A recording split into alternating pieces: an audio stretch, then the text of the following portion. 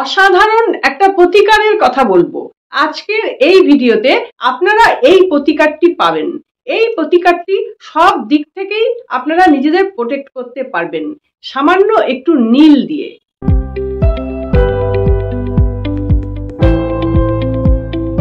বন্ধুরা নমস্কার, আমার চ্যানেলে আপনাদের সকলকে স্বাগত।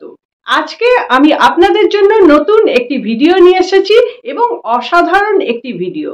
আপনারা অনেকে হা হুতাশ করছেন, কোনো কিছুই করে উঠতে পারছেন না। মনে হচ্ছে আপনার ব্যবসায় নজর লেগেছে, আপনার সংসারে নজর লেগেছে, আপনার বাস্তুর ক্ষতি হয়ে গেছে, কোনো কাজে আপনি এগোতে তো পারছেন না, সবাই এগিয়ে যাচ্ছে আপনাকে রেখে, আপনি পিছিয়ে আসছেন। এটির অন্য কোনো কারণ হতেও পারে, কিন্তু আবার আমি আজকে যে প্রতিকারের কথা বলবো সেই কারণও হতে পারে।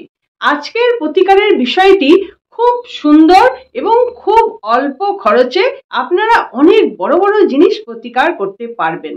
আগে আমরা জেনে নেব যে কোন কারণের জন্য আমাদের এই জিনিসগুলো হয়, তারপরে আমি আপনাদের প্রতিকারের কথাটা বলবো এবং সেটি করবেন। এটি দুর্দান্ত একটি প্রতিকার। যারা আমার চ্যানেলটি নতুন দেখছেন তাদের জন্য বলে নিই, আমি Dalia Mukherjee, reiki grand master.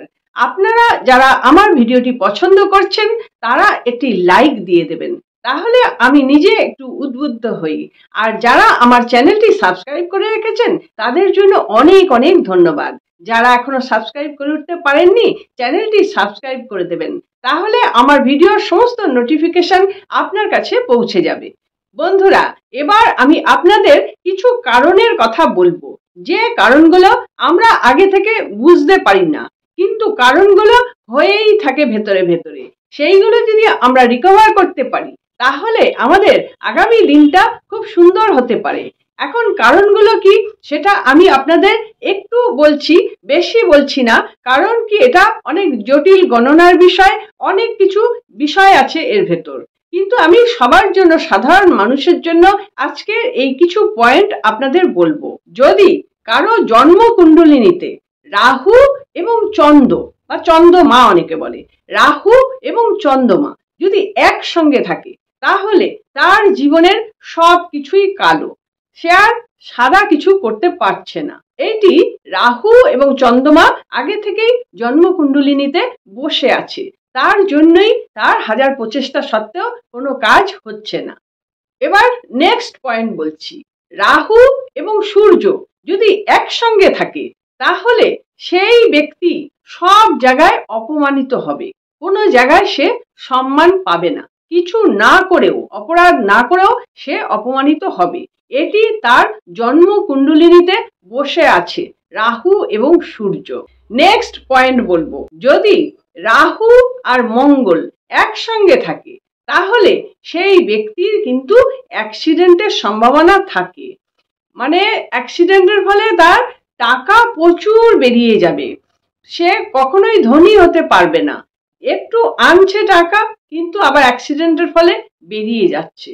বা কোনো বড় রোগ, সেটাও তো অ্যাক্সিডেন্ট তো বটেই, কোনো বড় রোগ হয়ে যাচ্ছে সাডেনলি, তখনও কিন্তু টাকা এভাবে জলের মতো বেরিয়ে যাচ্ছে, সেও হাহুতাশ করবে।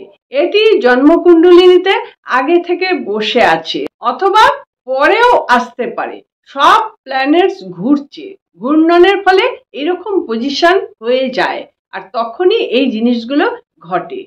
আবার সেই সঙ্গে পরিবারের মধ্যে সবার সঙ্গে সবার ঝগড়াঝাটি, কান্নাকাটি, তর্কাতর্কি এগুলো লেগেই থাকে, মানে বাড়িতে শান্তি জিনিসটা থাকেই না যদি রাহু আর মঙ্গল একসঙ্গে থেকে যায়। এটা একটা বড় কারণ। এবার বলবো আপনাদের এই দুর্ভাগ্যকে কিভাবে আপনারা সৌভাগ্যে পরিণত করবেন। আপনাদের ভাগ্য ঢলে পড়েছে, সেই ঢলে পড়া ভাগ্যকে জাগাতে হবে তো, তাহলে কিভাবে আপনারা জাগাবেন। এখন দেখুন, রাহু নীল রং খুব পছন্দ করে, তাহলে আমরা নীল দিয়ে, আমি আগেই আপনাদের বলেছি আজকের বিষয়টি হচ্ছে নীল দিয়ে কিছু কাজ করব। তো নীল ডাস্ট পাওয়া যায়, লিকুইড যেটা জামা কাপড়ে দেয়া হয় নীল লিকুইড, সেটা কিন্তু নেবেন না, সেটা দিয়ে কাজ হবে না। আমাদের কি করতে হবে, আমাদের ডাস্ট নীল কিনতে পাওয়া যায়, সেইটা আমাদের আনতে হবে। আর আনবেন নুন। দুটো জিনিসই কিনে আনবেন। যদি বাড়িতে থাকেও সেটা দিয়ে আপনারা কাজ করবেন না, নতুন কিনে আনবেন, কিনে এনে সেটা দিয়ে আপনারা কাজ করবেন। এখন কাজটা কি হবে সেটা আপনারা শুনে নিন। আপনারা একটা পরিষ্কার সাদা কাগজ নিন। এই পরিষ্কার সাদা কাগজের মধ্যে আপনারা এক চুটকি এই নীল নিন, ডাস্ট নীল। ওই কাগজটায় যেন কোনো কিছু লেখা না থাকে, কাগজটা যেন পুরনো না হয়। কাগজটাও পারলে কিনে নিয়ে আসুন, নতুন কাগজ নিয়ে আসুন। তারপরে সেটাকে সুন্দর করে কেটে নিন। এরকম হাতে করে ছিঁড়ে এবড়ো খেবড়ো এরকম যেন না হয়, সব কাজটা যেন নিখুঁত হয়, একটা শৃঙ্খলা থাকে। কাগজটা ভালো করে টুকরো টুকরো করে কেটে নিচ্ছেন। এবার এই কাগজের মধ্যে এক চুটকি ডাস্ট নীলটা নিয়ে নিন, মানে আপনার দুটো আঙুলে যেরকম উঠছে একটুখানি চুটকি ওই রকম, একটু বেশি কম হলে কিছু অসুবিধে নেই। এই ডাস্ট নীল আপনারা নিয়ে এই সাদা কাগজটার উপর রাখুন। তার মধ্যে 8 চুটকি নুন নেবেন, 8 বার, 8 টাইমস আপনারা নুনটা নেবেন। বুঝতে পেরেছেন তো?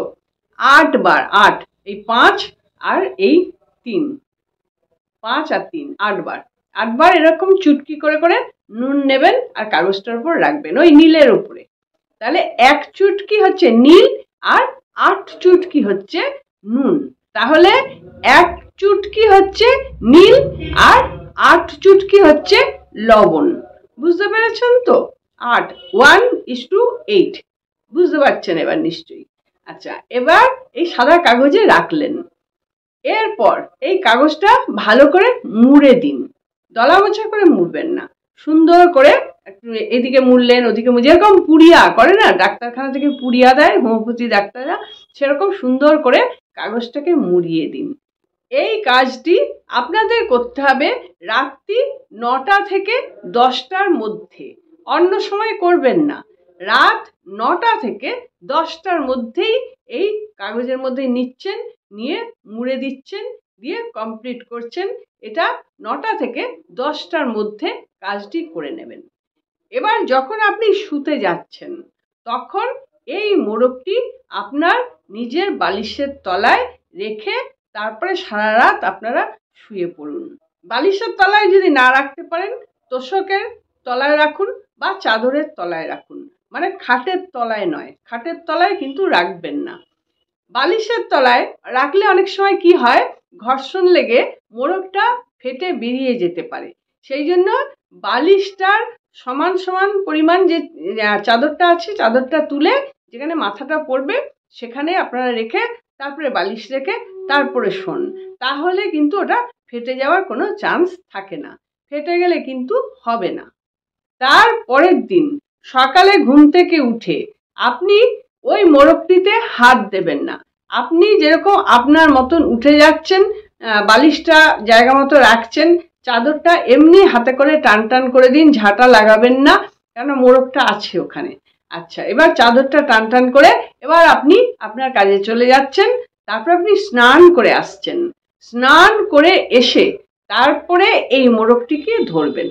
এই মোড়কটি নিয়ে আপনারা টয়লেটে ফেলে দিন, দিয়ে ফ্ল্যাশ করে দিন। এইটুকুনি কাজ, এইটা আপনার কাজ শেষ। দেখুন এতগুলো জিনিসকে পুরো রিকভার করে দেবে এই ডাস্ট নীল এবং এই 8 চুটকি লবণ। তাহলে এটা নিয়ে আপনারা টয়লেটে ফেলে দিয়ে ফ্ল্যাশ করে দিচ্ছে। এই কাজটি পর পর আপনাকে 8 দিন করতে হবে।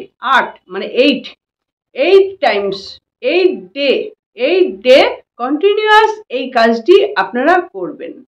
এবং এটা প্রত্যেক মাসে করে 3 মাস। ধরুন এটা জুলাই মাস, তাহলে জুলাই মাসে আপনি 8 দিন করছেন, আগস্টে 8 দিন করছেন, সেপ্টেম্বরে 8 দিন করছেন। যে কোনো তারিখ থেকে করবেন, কোনো অসুবিধে নেই, কিন্তু কাজটি করতে হবে ওই 9টা থেকে 10টার মধ্যে।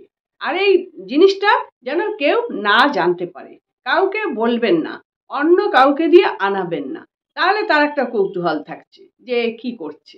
যদি সম্ভব হয় আপনি নিজে গিয়ে নিয়ে আসুন এবং লুকিয়ে রেখে দিন। আপনার কাজ আপনি নিজে করবেন গোপনভাবে, কাউকে কিছু বলার দরকার নেই। তাহলে টয়লেটে নিয়ে গিয়ে মোড়কটা ফেলে দিচ্ছেন। 8টা দিন করবেন, প্রত্যেক দিন করবেন, এতেই আপনার সমস্ত দোষ কেটে যাবে। 3 মাস পর দেখবেন ধীরে ধীরে জিনিসটি কেটে যাচ্ছে। যদি আপনার মনে হয় যে না কিছুই তো কাটলো না, তাহলে আপনি আবার ফের 1 মাস ড্রপ দিয়ে আবার ফের তার 1 মাস ড্রপ দেওয়ার পর পরের মাস থেকে আবার করতে পারেন। নতুন করে আবার 3 মাস করুন, দেখবেন এতে অসাধারণ একটা সাফল্য পাবেন। এই নীল কিন্তু আমাদের সমস্ত দুর্ভাগ্যকে শুষে নিতে পারে। আর আপনি আর একটা কথাও বলতে পারেন, নীলের মোড়কটি যখন রাখছেন বালিশের তলায়, তখন আপনি রাহু দেবতাকে স্মরণ করে বলতে পারেন যে আমার এত কষ্ট, এই কষ্ট থেকে আমাকে মুক্তি দাও, তুমি তোমার জায়গায় থাকো, আমি তোমাকে ভালোবাসি, তুমি তোমার জায়গায় থাকো, কিন্তু আমাকে এর হাত থেকে মুক্তি দাও। এটা প্রার্থনাটা আপনারা করতেও পারেন। প্রার্থনা করলে তো কোনো অসুবিধা নেই, সবাই প্রার্থনা করলে সবাই খুশিই হয়। তাহলে এটা আপনারা বলতে পারেন। এই 3 মাস করার পরই আপনি বুঝতে পারবেন যে অসুবিধাগুলো আপনার হচ্ছিল, নজর দোষ লাগা, ব্যবসা বন্ধ হয়ে যাওয়া, অপমানিত হওয়া, অ্যাক্সিডেন্ট হওয়া, এই সমস্ত জিনিসগুলো ধীরে ধীরে দেখবেন আস্তে আস্তে কেটে যাবে। আপনার ঢলে পড়া ভাগ্য আবার জেগে উঠবে। আশা করছি এই ভিডিওটি আপনাদের ভালো লাগলো। খুব কম খরচে, কম খাটনিতে খুব বড় বড় কাজ কিন্তু সমাধান করা যায়। বন্ধুরা, আপনারা যারা রেইকি বা স্পিরিচুয়াল সাবজেক্ট শিখতে চাইছেন, তারা অবশ্যই আমার ডেসক্রিপশন বক্সটা দেখবেন, আমি কোন কোন সাবজেক্ট শেখাই, আর ভিডিওর ফ্রন্ট সাইডে আছে আমি কোন কোন সাবজেক্ট শেখাই। যদি আপনারা এগুলো শিখতে চান, তাহলে অবশ্যই আমার সঙ্গে আপনারা যোগাযোগ করবেন। আমি Dalia Mukherjee, reiki grand master. বন্ধুরা, আশা করছি আপনারা সকলে খুব ভালো থাকুন, আনন্দে থাকুন, সুস্থ থাকুন এবং হাসি মুখে থাকুন। নমস্কার, দেখা হচ্ছে পরবর্তী ভিডিওতে।